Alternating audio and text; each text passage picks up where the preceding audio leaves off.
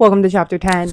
The chapter opens with this line: "The day passed much as the day before had done. Mrs. Hurst and Miss Bingley had spent some hours of the morning with the invalid, who continued, though slowly, to mend, and in the evening Elizabeth joined the party in the drawing room." And I want to draw our attention to a couple aspects of this sentence. One is categorizing Jane as an invalid. There's a slight negative connotation to that word. They could have used a number of descriptors of Jane's condition, and she's mildly sick. She's not threatening sick, and if she was, then Mrs. Bennet would have been upset, but she's not. So, it's fascinating that they're using invalid, which makes it seem more long term, more negative.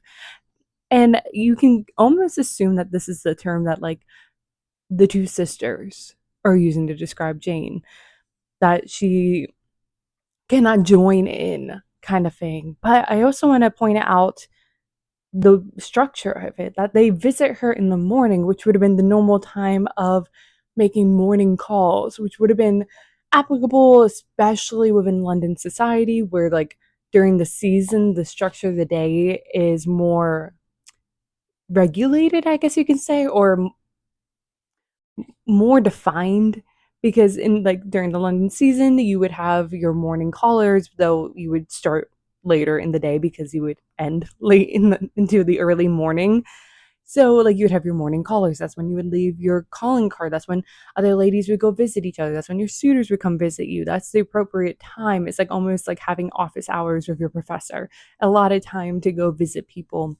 And then in the evenings, that's when you would have your parties. And that's what's happening here. The two sisters would spend the morning making their morning call to Jane, spending some time with her. We don't know what they did in the time between that and then the evening party, which is just some convening in the household and enjoying themselves, which to them probably would have been extremely dull, confining themselves to the house when assuming that they had some like experience with a London society, which during the season would have been balls and dances and dinner parties, and there'd be games and things. And a house party in the country is much quieter. We're seeing that here, and you can kind of see that they are bored based off Mrs. Hurst watching her husband and brother playing a game of cards, but not joining in.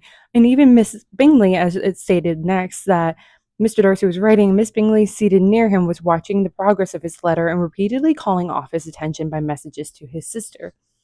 And you see that she's bored, that she's that type of girl that's not only needs a entertainment, someone to entertain her, but also I love Miss Bingley because you see her present today. You see people like her. You act like her sometimes yourself when you're so attracted to a guy or a girl and you just want them to acknowledge you. And so you're kind of sometimes teetering on the edge of being annoying because you want them to look at you and acknowledge you and interact with you. So as I said, we learned that Mr. Darcy is currently writing and Miss Bingley is seated nearby, trying to call his attention away by trying to be sly, being like, "Oh, can you add this message?" But really, she's just wants his attention because she needs entertainment. And it's immediately juxtaposed by this line of Elizabeth took up some needlework and was sufficiently amused in attending to what passed between Darcy and his companion.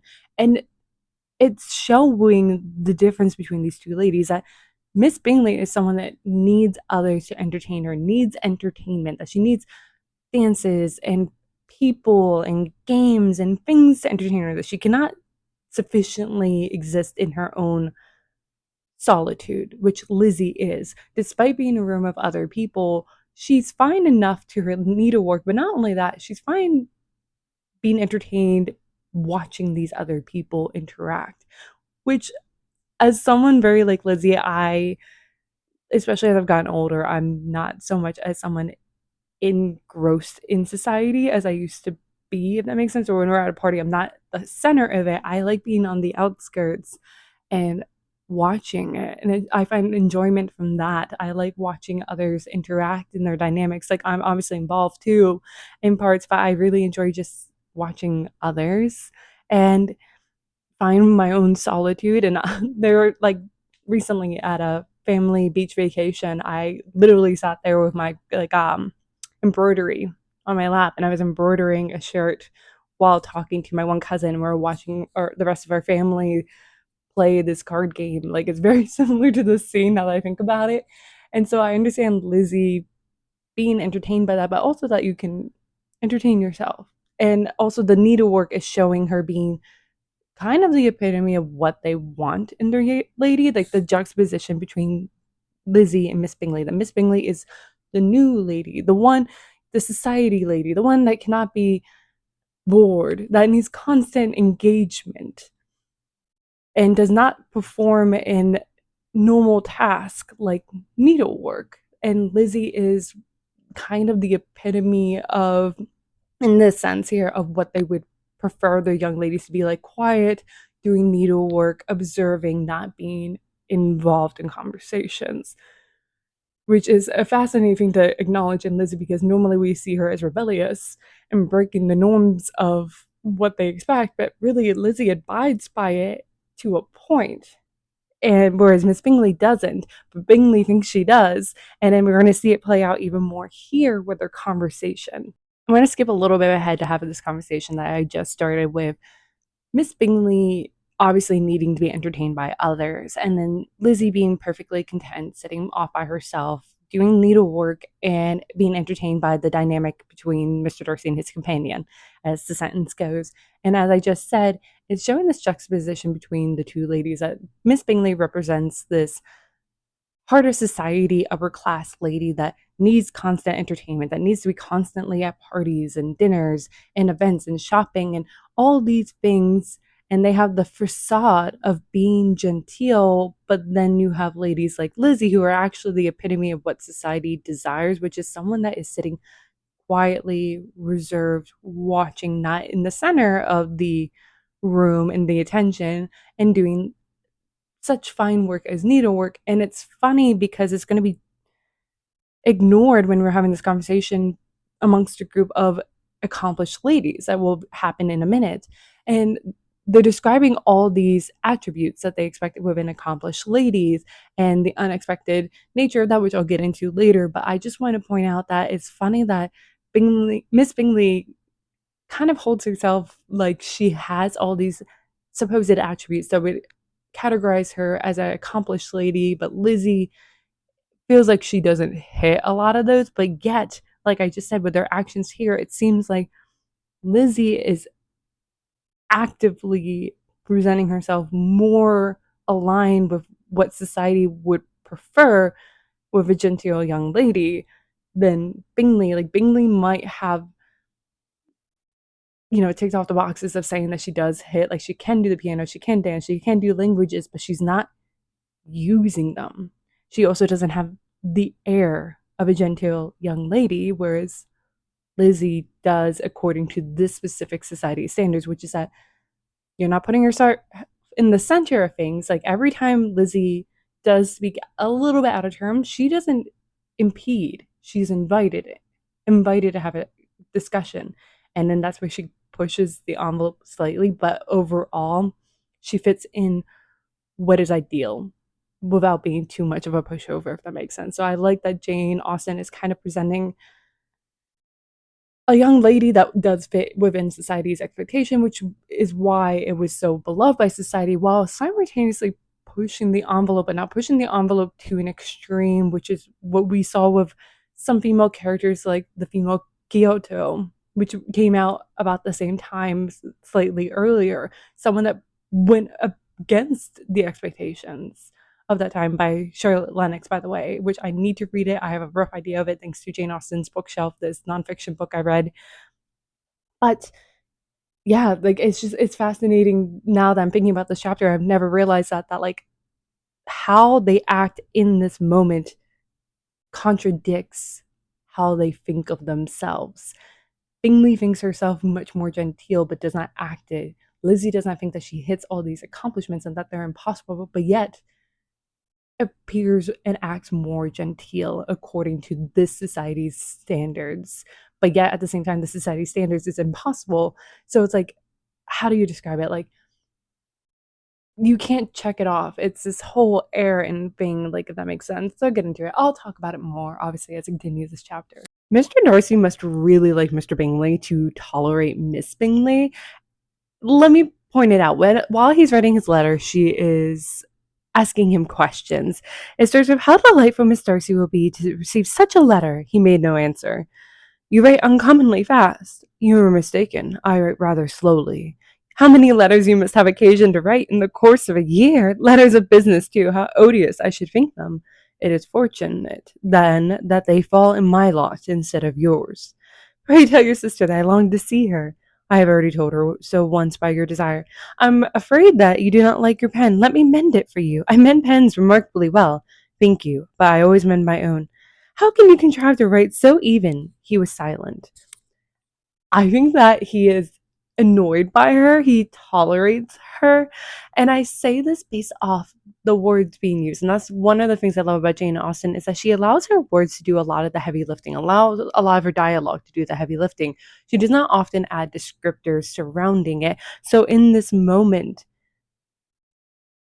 you it's up to us to interpret it, but it's pretty easy, or at least to me it seems pretty easy to interpret this interaction as him annoyed by her, that she's annoying him. But on one hand, we know that she's trying to draw his attention, not only be entertained by him, but like have him acknowledge her to show that he is potentially favoring her, that there's a possibility of their courtship. She's longing for that, but his attention is being steered by his task. However, when Lizzie talks, he becomes distracted by her. But with his short, abrupt answers, with the way that he is dismissing, not encouraging the conversation to continue, the way he shuts things down should tell us as the readers, and we should be able to recognize it from our own lives and interactions or watching others, what is going on here. And I love it. I love that Jane Austen does not tell us what is going on here. And it's allowing us to infer ourselves, something that's lacking in a lot of books nowadays, in my personal opinion. But it's just I love it also because it like you know this interaction, and it's so funny to, and it's also like if it was Lizzie you would feel like very cringe and feel bad for her, but because it's Miss Bingley, it's funny, it's comical, but it also is showing us that there is absolutely no chance this whole romance going on between the two of them is solely in Miss Bingley's head. And even then she's not attracted to Darcy in any way besides what he represents and what she can gain by being aligned to him. I really love that this scene not only is painting the dynamics between Darcy and Miss Bingley, how Miss Bingley is as a person, painting Lizzie in the mix of it. There's a whole lot going on here centered around the crutch of Darcy writing a letter. But I also really enjoy that there's this conversation being had about the task of writing a letter, and the differences between Bingley and Darcy paints more of a picture of the two of them and their personalities. Case in point, where Caroline Bingley says, "It is a rule with me that a person who can write a long letter of ease cannot write ill." "That will not do for a compliment to Darcy, Caroline," cried her brother, "because he does not write with ease. He studies too much for words of 4 syllables. Do not you, Darcy?" "My style of writing is very different from yours." "Oh," cried Miss Bingley, "Charles writes in the most careless way imaginable. He leaves out half his words and blots the rest. My ideas flow so rapidly that I have not time to express them, by which means my letters sometimes convey no ideas at all to my correspondents." And this adheres to the personalities and what we already know and what we will later know, as Mr. Bingley had pointed out in the previous chapter when the Miss Bennet, and a Miss Bennet came to visit. Um, he acknowledged that he comes in hard and fast, but equally moves fast. Like he'll come in fast, he'll leave fast. He has fleeting attention. So honestly, out of any of them, they should be more aware some of Bingley's attraction towards Jane. Is it lasting? And I think the trials that those two go through is more telling for his feelings towards her than Jane's towards him. But we never think about that because we're thinking what Darcy says about Jane. But getting back to this, he writes so carelessly. He writes rapidly that he writes faster than he can think, which I totally understand. I do the same thing. And so it becomes a mess. Whereas Darcy thinks about what he does. He writes with bigger words because he is well educated, and he thinks about the words that he uses. He thinks about the power of the words that he uses, which should I'm going to pay attention to his botched proposal later because of the wording that he uses, because it does point to that he does think about it, but also Caroline's noting that he writes lengthy letters to his sister. And to me, it's saying that when you are in his inner circle, he gives his whole self to you. He gives everything. He does not give freely to everyone as a Bingley might, who gives you then fleeting messages that aren't memorable, but you might get a letter from Darcy if you're accepted by him, and you might want to keep them because they're lengthy and important, and he's really giving his full self to you, is how I see it. The conversation then pivots, but it doesn't look like it pivots because it's building off of what is already happening, in which that Elizabeth joins the conversation and says, "Your humility, Mr. Bingley, must disarm reproof." And Darcy says, "Nothing is more deceitful than the appearance of humility. It's often only carelessness of opinion and sometimes an indirect boast." Which of the two do you call my little recent piece of modesty?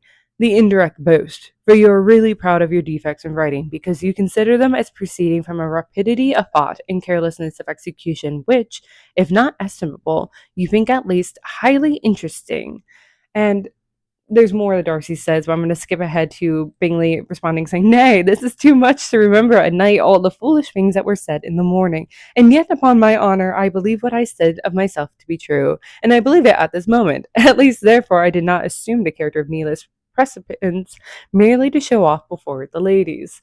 And the reason why I bring up this conversation is that I love that Lizzie's joining in, building off her previous conversation with Bingley from the morning when her rest of her family came to visit. But Darcy joins in.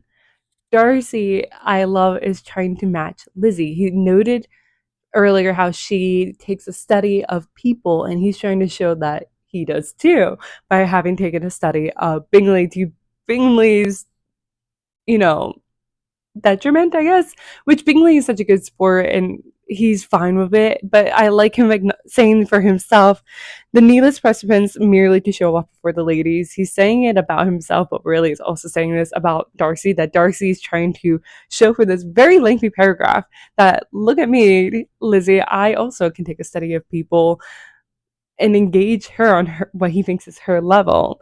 But it's funny that she does not like him so much that it does not work. But I really love, like I said, that Bingley's line is not only making fun of himself, but kind of subtly making fun of Darcy for trying to show off to Lizzie here. The conversation continues with Darcy bringing back up an earlier comment Bingley had said that morning about how quickly he could leave Netherfield on an instant.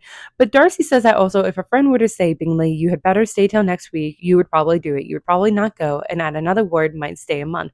To which Lizzie says, "You have only proved by this that Mr. Bingley did not do justice to his own disposition. You have shown him off now much more than he did himself." "I am exceedingly gratified," said Bingley, "by your converting what my friend says into a compliment on the sweetness of my temper. But I am afraid you are giving a turn which that gentleman did by no means intend, for he would certainly think better of me if under such a circumstance I were to give a flat denial and write off as fast as I could," which I love. There's so much going on in the scene. Not only is it painting a clear picture of Bingley and Darcy, that Bingley is rash, but can love fast and hard, but it's also can potentially be fleeting. His friendships like that too. But Darcy is steadfast, but it's harder, and he sticks to his word kind of thing. It's like, once I've decided, I've decided. Think a similar thing that we see in Persuasion with Louisa being like, "I've decided," and then the downfall of that. But getting back to this, there's so much more going on in this conversation also. It's also showing how easily people's attributes could be twisted based off a different person. Lizzie can easily attribute Bingley's flaw as a good thing, as a positive trait that is showing him having good personality. But Bingley is also noting that Darcy did not mean it as a compliment, which only furthers Lizzie's dislike of Darcy and thinks him mean, that he's even being mean to his friends here. So I love Darcy's attempt to kind of flirt with Lizzie, backfires, and there's just like so much going on in a very brief conversation. One of the things I love about Jane Austen is that she sees the world in gray. It's not black and white. And you see that she gives nuance to concepts, which is very important, I feel like, especially during this time where they're pushed towards writing stories that are very black and white and moralized. She's trying to give nuance to it. And specifically, I want to talk about persuasion in this case because here she has Lizzie saying, to yield readily, easily to the persuasion of a friend is no merit with you. And Darcy responding, to yield without conviction is no compliment to the understanding of either, which Lizzie then replies, you appear to me, Mr. Darcy, to allow nothing but the influence of friendship and affection. And in this moment, Lizzie is calling out Mr. Darcy, saying that he is, in essence, bullying. He has such a strong personality that he bullies others to his opinions and towards his decisions. And seeing this as a more negative trait, but there's a nuance to it because that's not exactly the case. Like Darcy does have a stronger personality, but as Bingley just readily admitted, he has a more malleable personality. And Lizzie saw it in a much nicer light that saw it as a complimentary, but it also has a negative side, as I previously said, that it means that he easily can be pushed to whims, that he's not steadfast. And we see the same conversation being played out with one of her last books, Persuasion. So I think it's absolutely fascinating that Jane Austen is talking about the idea of persuasion with one of the first books she's ever written and one of the last books that she completed. And so to me, that's saying that this concept greatly influenced her life, or she saw it around her and saw the nuance of it, of people having a stronger personality than others and bullying them towards one decision or the other. But it could have been done either maliciously or it could have been done with good intent, but could be still wrong, as we see in Persuasion. And we see here that Darcy had good intention on the surface, on paper. Jane wasn't a good match for Bingley, but at the same time, she was the perfect match because Bingley is kind of new money, even though they give themselves heirs. And it's like almost like he's trying to help his friend in joining his sect of society. Like he doesn't abide by the societal rules and doesn't like it, but he equally does abide by it. Like there's so much that you can just pick into this. And like I said, that the whole point of this book, I think, in essence, is that Pride and Prejudice and things like that is nuanced. And you having one does not mean that you're automatically bad. That having pride doesn't automatically mean a bad thing. It can be a fine thing, it can be good. And so we're seeing continuously throughout this book polarizing takes and it being pushed and pulled, and how other people view it is very differently. There's nuance to it. And I like this conversation she's having. And I really hope this makes sense because I'm coming off the tail end of having, I think, like a head cold for the last 11 days. So I'm trying my best. As I previously mentioned, Jane Austen recognizes the nuance and the grayness to broader topics such as persuasion. And I really love this line by Bingley, who says, by all means, let us hear all the particulars, not forgetting their comparative height and size, for that will have more weight in the argument, Miss Bennet, than you may be aware. I assure you that if Mr. Darcy was not such a great tall fellow in comparison with myself, I should not pay him half so much deference. And that line snagged my attention for multiple reasons. One, it's him recognizing that Darcy is a tall fellow, and because of his height, he has more persuasion, which, yes and no. But what my brain initially went to is not Bingley's comparison to him, but a woman's comparison to him. That as a woman being smaller than a man, often men use their physical height and strength in arguments against women. Not often, but sometimes you see it. And that plays a role in the thing. So you're seeing, I like that it's not Lizzie saying this, it's Bingley saying this. So it can be almost bypassed or accepted among, say, if men read it, be like, oh, yes, but not recognizing that this is something that women feel themselves every day. But at the same time, it's contradicted when you look at someone such as Mrs. Bennet, who is a small individual, but really throws her weight around and sometimes gets her way. Not always, but often enough gets her way. And we see it kind of in a way with Lydia going to Brighton. It's Lydia and Mrs. Bennet might be tiny, but they eventually persuaded Mr. Bennet, and Mr. Bennet might say he did it for selfish reasons just to have peace, but he was persuaded despite being not only a man but bigger than them.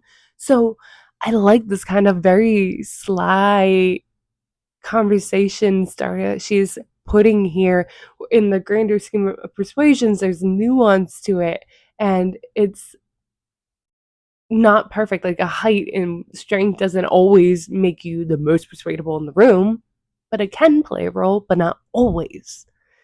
I'm rambling. One of the things I really love about Pride and Prejudice is that we see numerous relationships, and at the end of the day, one is not better than the other. While, say, Mr. and Mrs. Bennet's relationship is not ideal, it sort of works for the two of them. They've been together for a long time and seem to rather kind of enjoy each other at the end of the day. But I'm thinking more so in this moment of Bingley kind of trying to end the argument and Darcy saying, I see your design, Bingley. You dislike an argument and want to silence us. And Bingley says, perhaps I do. Arguments are too much like disputes. If you and Miss Bennet would defer yourself, I am out of the room. I shall be very thankful, and then you may say whatever you like of me. And to me, the way that I kind of first thought of this line is that Darcy and Elizabeth, even though Elizabeth is a little bit more mean spirited in this moment because she does not like Darcy, whereas Darcy does like Lizzie. He thinks that they're doing it out of good fun.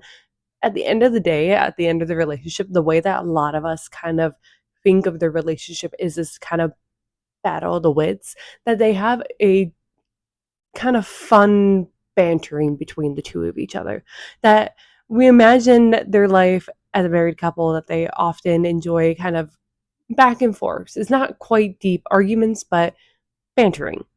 Whereas Bingley and Jane, I do not imagine really ever getting in arguments. And if they ever had to really get into a serious argument, it would probably be disastrous for the two of them, because I could just imagine the two of them just avoiding it at all costs. But it kind of works for the two of them. And it's similar, like, say, Mr. Collins and Charlotte Lucas, that they don't quite get in arguments because she knows kind of how to work with his personality, to work around it. I imagine that if it's a real argument, it's going to be intense.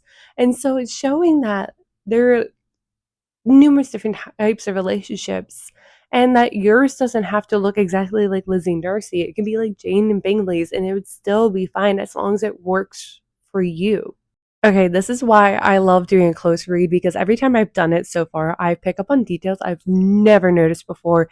Case in point, here we have Mr. Darcy took her advice, and did finish his letter. When the business was over, he applied to Miss Bingley and Elizabeth for indulgence of some music. And because of the formatting of this line, it's very easy to kind of breeze past it and more so picture the moment how it's been portrayed in the movie and TV miniseries adaptations, with Caroline Bingley being the one to start doing the music, to suggest doing it. And this changes completely the dynamics of the scene, in my opinion, because if Caroline Bingley is the one to start doing the music, it appears more so like she's trying to show off, to Mr. Darcy. And then when Lizzie says, I don't do music really, it's to then make herself look even better. It was a gamble, and the gamble worked out in her, benefit in that version of the portrayal. Whereas here, when Mr. Darcy's suggesting it, it is almost like he is asking them to show their skills. At least that's how I think Lizzie is interpreting this, that he's asking these two girls that,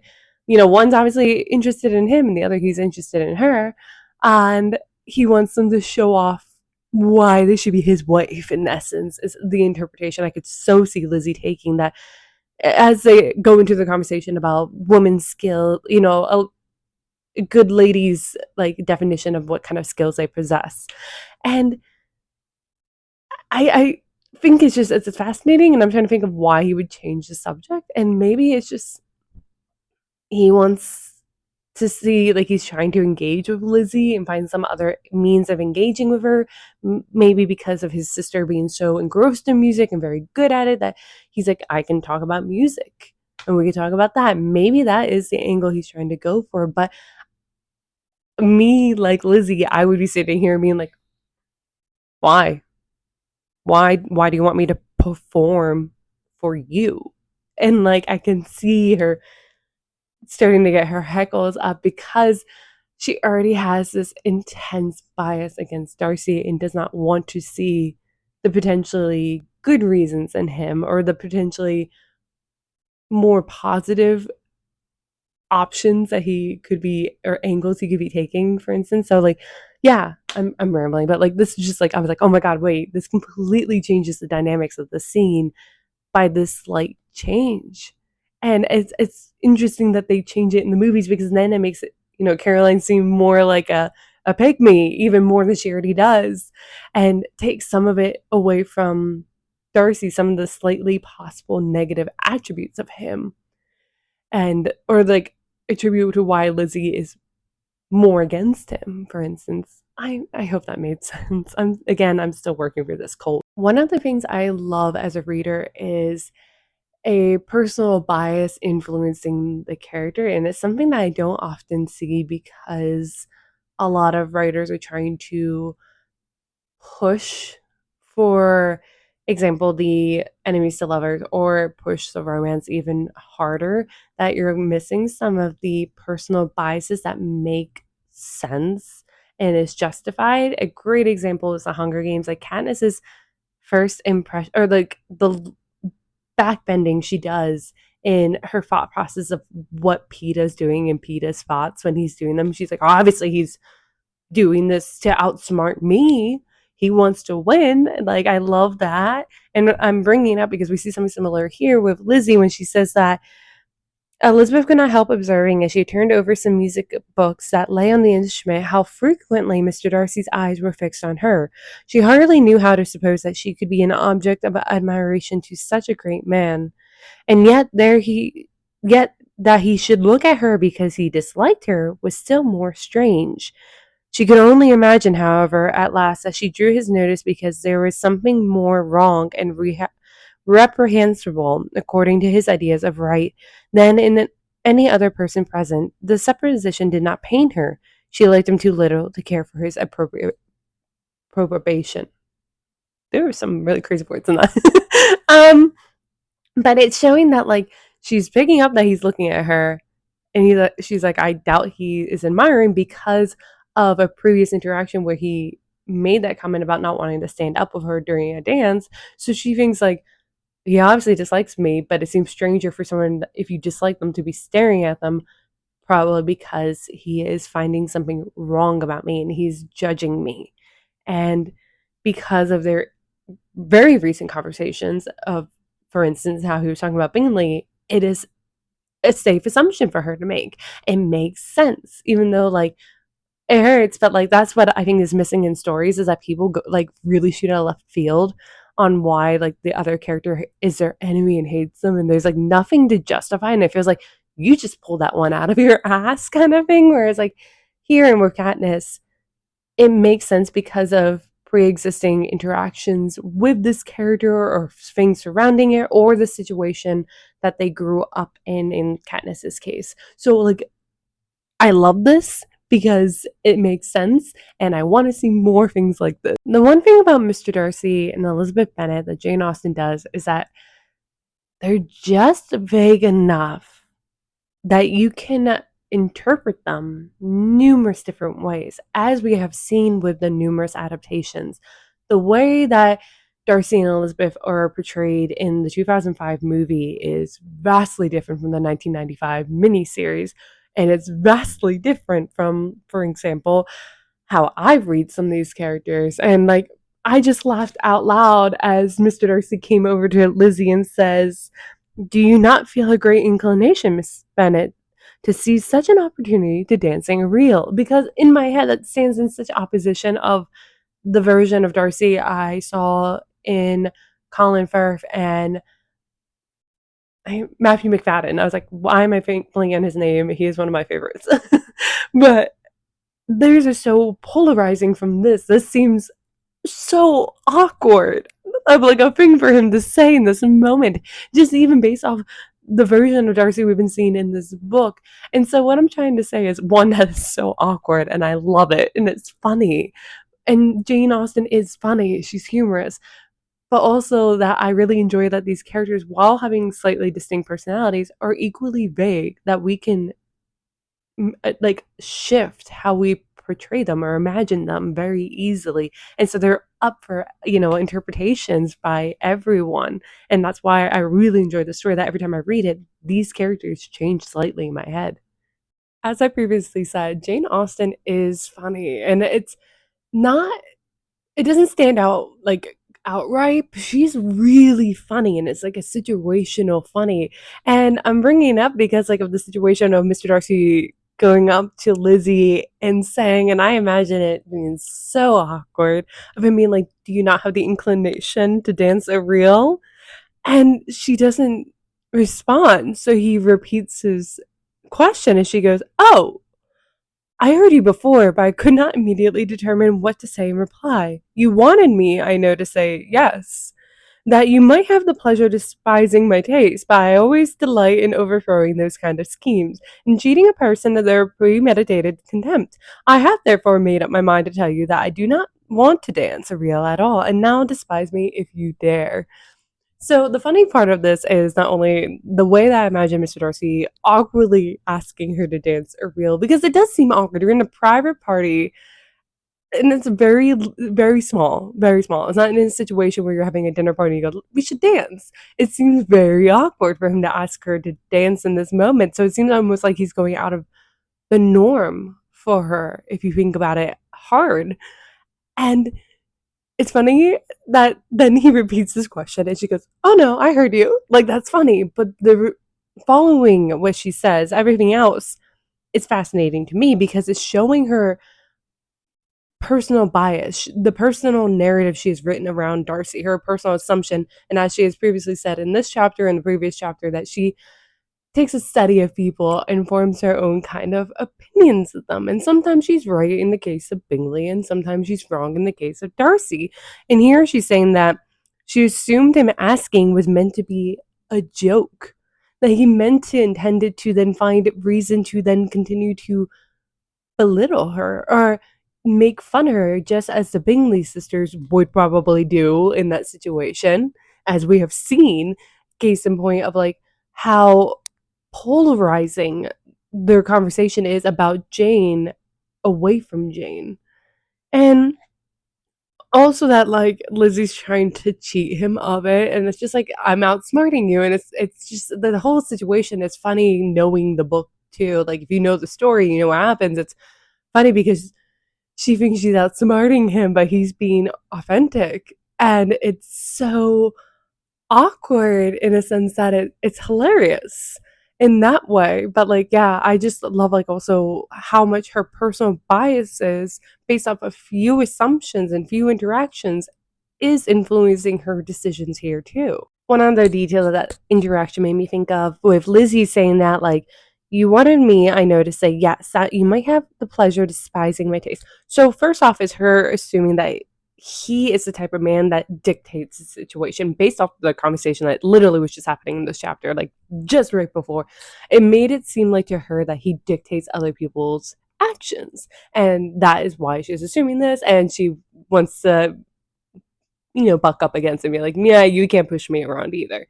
But also that you might have the pleasure of despising my taste, but I've always delighted in overthrowing those kind of schemes. That she thinks that he's unjust, as I previously said, and that immediately made me think of Evelina by Frances Burney. And we know that Jane Austen was a fan of Frances Burney, who wrote slightly before her times, as we have evidence of Jane Austen giving money and sponsoring one of Frances Burney's later books. And we know that she's a fan. We've seen in letters and things like that. So she would have read Evelina. And one of the things that I made myself like a sign with the, what's it called? The like declaration of love scene from Frances Burney's Evelina.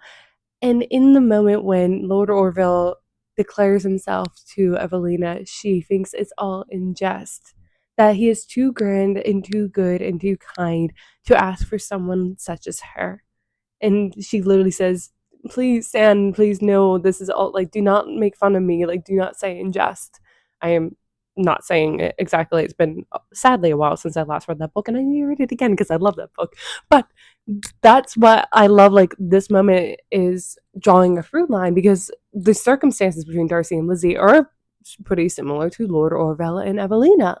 So you've seen the influences of previous books that not only Jane Austen might have loved herself, but also have done well. And she's kind of mirroring them in her own story and making it her own too. Once again, this is the type of book where you kind of don't want to breeze past it because you might miss the really, really cute moments that make you giggle and squeal, because this isn't a book that will put in your face romantic moments. It's very subtle, very sly, I guess you could say. And I'm saying that because Lizzie says, I do not want to dance a reel at all. And now, despise me if you dare, in which Darcy responds of, indeed, I do not dare.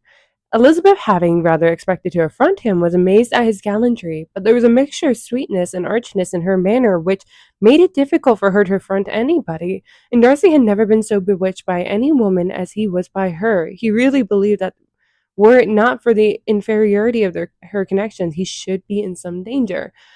The first part of this is the thing that made me giggle and squeal and romantic. Yay! Because she's challenging him, and the way he says, I do not dare, he is being gallant, he's being authentic, and that takes her back. That, like, he's being so real with her. He's like, no, I genuinely want to dance with you. And that's so cute when you break that down. And then even like the fact that she's trying to kind of wound him goes over his head because there's the certain way that she speaks, at least to him, that he finds enchanting. Probably if she said the same thing to Caroline Bainley, she'd be like eye twitching, like, ugh. But to him, it's enchanting. And she does it in a way that, like, I think what makes Lizzie interesting is that she plays on this line of abiding by societal rules and standards and doesn't at the same time. So, like, she is very polite, very courteous, knows the rules, but knows how to break them simultaneously, knows how to kind of wound someone without them quite aware sometimes that they're being wounded. But other times they do. But it's like not like as opaque as a Mrs. Bennet as we saw in a previous chapter. So I love this moment. The thing I want to fixate on is Darcy's spot of he really believed that were it not for the inferiority of her connections, he should be in some danger. Not only is it setting up the conflict between them that will eventually come ahead during his first botched attempt at a proposal, and we see Miss Bingley picking at it going forward out of jealousy, but the thing I want to focus on is the inferiority of the connection. And one might think, how does this have to do with anything? He has money, he has prestige, and she's the daughter of a gentleman, as Lizzie points out in the botch engagement. But the thing that's fascinating, and you'll see kind of a little bit in my like YouTube video about like the history that Jane Austen wrote during, is this changing sentiment during this time. So this time, it was all the height of having love matches. You know, it was falling out of favor to have arranged marriages. Love matches were all the rage. Everyone yearned for them. And some people blamed novels for the growing popularity, to the annoyance of parents that wanted their daughters to, you know, marry advantageously or well enough and not just for love. But you also have the height of sensibility, so the height of emotions, the overfloweriness, the poems as Lizzie makes fun of. And Darcy, though, feels more like he belongs in the previous generation, more of the Georgian sentiment. He's more reserved, abides by rules, and this is what he's thinking. He's thinking in the sense of the kind of arranged marriage, that the marriage is like a business deal, that you hope that you get along and have a good partnership with the person that you marry, but it should be advantageous to your estate, to your holding, because it is technically a business. There are people that depend upon him. And I think it's the slow realizing with Darcy's relationship with Lizzie. I think Jane Austen's having this conversation of you don't have to have the one extreme of romantic love that is silly and out of station, but you also don't have to think of it as a business because you're in a position that it still won't be fruitful. You can still find a partner that will help your estate, as Lizzie would help his estate. And I think it's finding that middle ground, which Jane Austen loves to do, is finding the middle ground between two extremes. Caroline Bingley saw or suspected enough to be jealous of Lizzie, and this outright tells us, if we hadn't already guessed before, that she's angling for Mr. Darcy. But what I find absolutely fascinating is the following scene in the rest of this chapter, which is Caroline walking privately in the garden with Darcy and teasing him in a way of making fun of this image of him and Lizzie getting married, of what their domestic felicity would be like, of hanging the portraits of, you know, Uncle and Aunt Phillips to be placed in the gallery, put them next to your great uncle the judge. They are in the same profession, only in different lines, which, like, is it really, truly that big of a difference? But I guess kind of, but not really.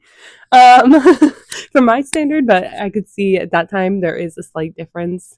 And even like talking about like Mrs. Bennet and the younger sisters, and they're running after the officer in a very uncivilized way. And like it's funny that this is the angle that she's taking because it seems so obviously petty, and it feels like it's working to her disadvantage because it's painting her in a very ugly picture.